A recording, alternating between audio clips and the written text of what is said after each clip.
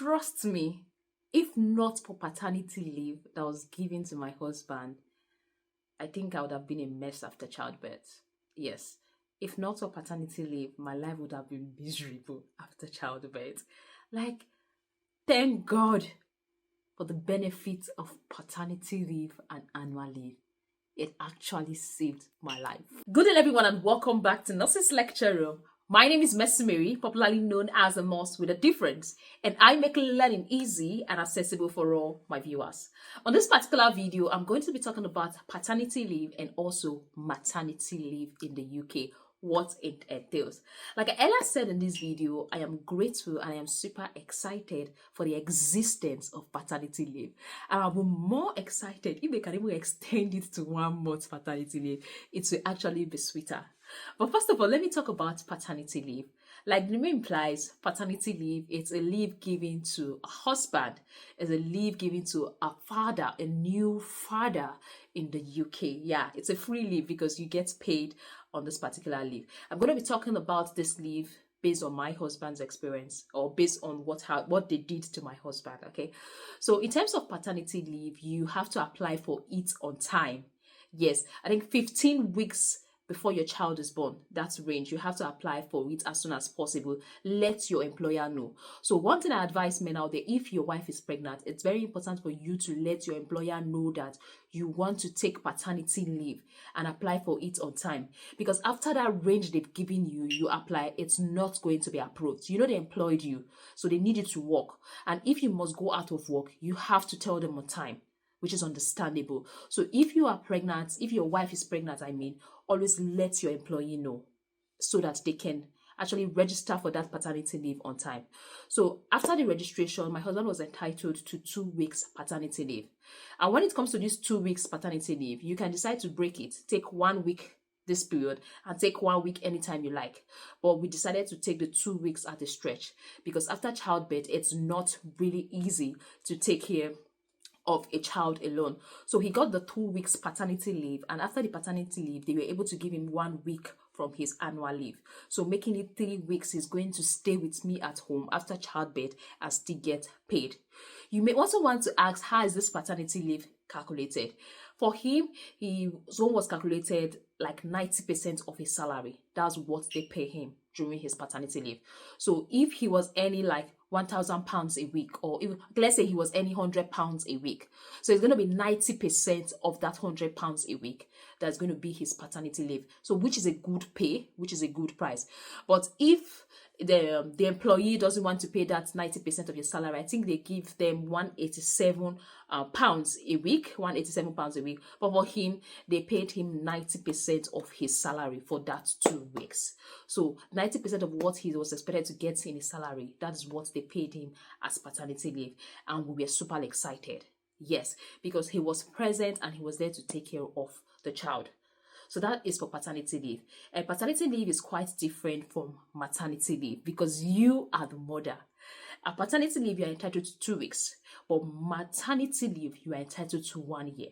So the question is, are they going to be paying you throughout that 1 year? In terms of maternity leave, I think NHS is the best. So if you are a pregnant woman, working with the NHS gives you this good benefit when it comes to maternity leave. That's what I think, because I was comparing my maternity pay with my friend that is not working in NHS. I could notice the gap. So your maternity leave pay depends on a lot of factors. Depends on where you work. Depends on if you are going to return to the trust after your maternity leave or not. That's also going to determine your pay. So if you know you're not going to return to that particular trust you are working, that particular hospital you are working, the pay is going to be different.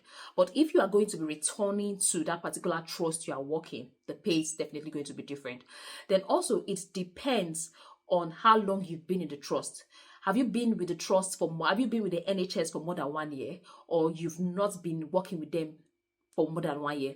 Are you working with them for less than a year or more than a year? That is going to determine the pay you are going to get. For me, I've been working with NHS for more than a year. When I had my daughter, I have not been working with NHS for up to a year. But now that I had my son, I've worked with the NHS for more than a year. So my pay is going to be different from what I had when I had my daughter. So before my maternity leave starts, we have to fill some certain form, which is known as the Mat B1 form. We have to get the Mat B1 form, for our GP, send it to our line manager, get it signed, fill some forms, then send it to HRO office. So the HRO are the one that are going to process the whole maternity payment for us. Then we get a letter that tells us how much we're going to be paid. For me, in terms of my maternity pay, the first 8 weeks of my maternity leave, I'm going to be getting full pay. That's like 2 months. So the first 8 weeks of my maternity leave is full pay, which is a good one. Then the next 18 weeks of my maternity leave, I'm going to be getting half pay, but plus what they call statutory maternity pay.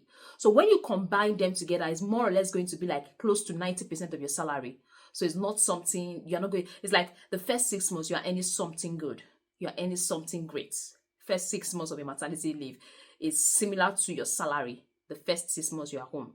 So the next 13 weeks, you are no longer entitled to that pay from your trust. You're no longer entitled to that half pay or the full pay. You are just entitled to what is called the statutory maternity pay, which is not much. I think it's 180 something pounds a week. So that's the next 13 weeks. Then in last 13 weeks, you are not getting paid at all. So it's more or less like the first 9 months of your maternity leave, you get paid, but different amounts at different stage. But the last 3 months of your maternity leave, you don't get paid. So it all depends on you and what you want. Some people, they want to take 1 year maternity leave. Some people, they want to take 9 months maternity leave. Some people, they want to take 6 months maternity leave. So it all depends on what works for you and your spouse when it comes to taking care of the child and also the house. So that is the difference between maternity and paternity leave. So I really like the UK system when it comes to giving mothers this opportunity to stay at home and take care of their children for up to a year. Like, make them like grown up, they're ready to they want to start having their own life at 1 year. So it's usually a wonderful experience. So that's the difference between maternity leave and paternity leave in the UK and what we are entitled to. So thank you very much for staying tuned. Thank you very much for watching this video. Don't forget to like, don't forget to subscribe, and also don't forget to share with a friend if you got value. For all my returning subscribers, this is Nurse Mercy Mary saying thank you.